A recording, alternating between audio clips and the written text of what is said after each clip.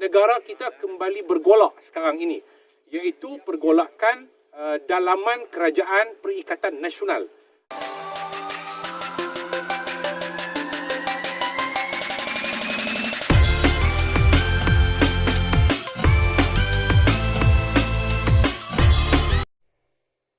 Assalamualaikum warahmatullahi wabarakatuh. Salam sejahtera. Jumpa lagi. Saya berada di Empangan Bris Sik dalam perjalanan ke sebuah dusun durian di sebuah kampung untuk berkelah bersama dengan rakan-rakan yang berada di Sik ini.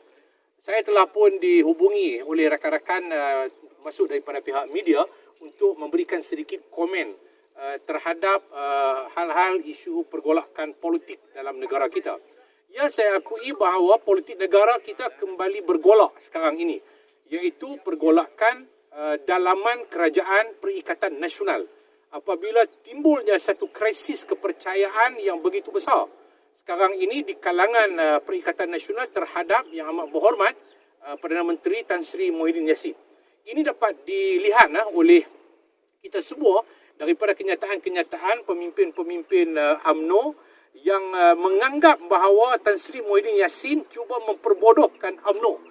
Dan ini satu templak yang amat besar terhadap Tan Sri Muhyiddin Yassin yang dibuat oleh pemimpin UMNO seperti mana Tan Sri Muhyiddin Yassin dan juga beberapa orang lagi pimpinan-pimpinan UMNO yang lain daripada negeri Johor, daripada negeri-negeri yang lain, dan termasuk juga daripada Menteri Kanan Kabinet Tan Sri Muhyiddin, iaitu Datuk Ismail Sabri yang merupakan naib Presiden UMNO, yang telah memperakui bahawa Kerajaan Perikatan Nasional ini kerajaan yang tidak kuat, dan dia menuntut supaya Parlimen dibubarkan untuk kembali kepada mendapat mandat rakyat melalui proses pilihan raya. Saya agak terkejut dengan kenyataan-kenyataan yang sebegini yang dibuat oleh pemimpin-pemimpin UMNO.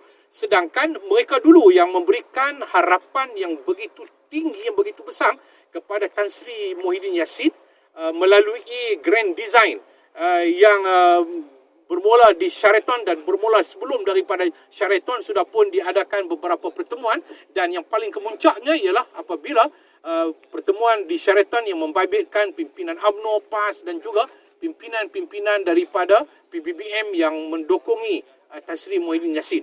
Mereka memberikan pengharapan yang begitu besar bahawa perlu pentingnya kerajaan tanpa DAP. Kerajaan tanpa DAP, iaitu kerajaan yang berasaskan kepada kekuatan politik Melayu.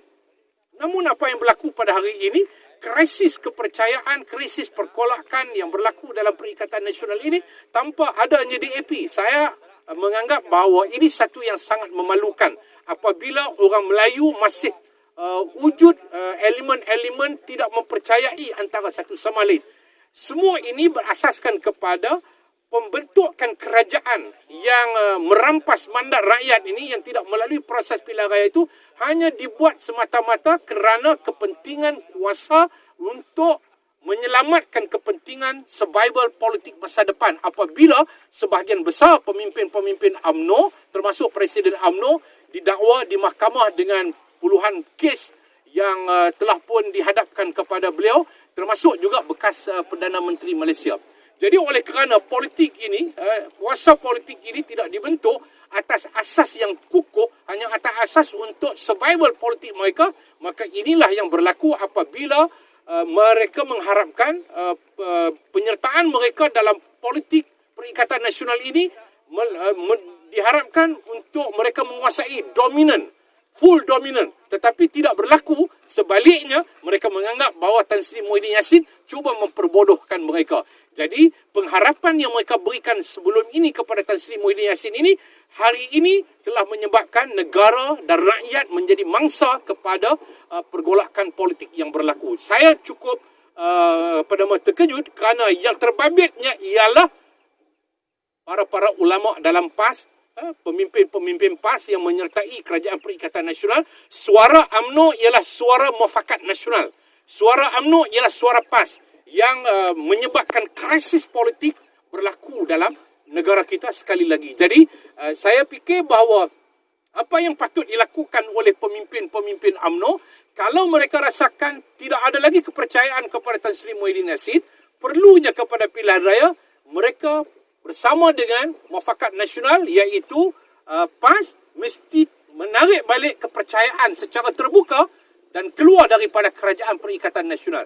Dan ini sudah pasti akan menyebabkan Kerajaan Perikatan Nasional yang diketuai oleh Tan Sri Muhyiddin Yassin ini hilang kepercayaan secara resminya, maka sudah tentu tidak ada jalan yang lain melainkan Parlimen akan dibubarkan. Tetapi saya percaya bahawa mereka tidak berani melakukan sedemikian rupa kerana mereka melihat bahawa ada dua lagi kelompok yang juga sedang mengambil kesempatan untuk melakarkan satu suasana politik baru yang sekarang ini dipercakapkan oleh ramai orang, iaitu kelompok Azmin Ali dan juga kelompok Isyamuddin yang juga dikatakan akan membawa beberapa sejumlah kumpulan ahli-ahli parlimen yang nak mengambil alih kuasa daripada Tan Sri Muhyiddin Yassin. Dan secara jelasnya bagi saya bahawa Tan Sri Muhyiddin Yassin hari ini tidak mempunyai kepercayaan yang cukup daripada ahli parlimen, dan sudah pasti saya melihat bahawa perkembangan politik seterusnya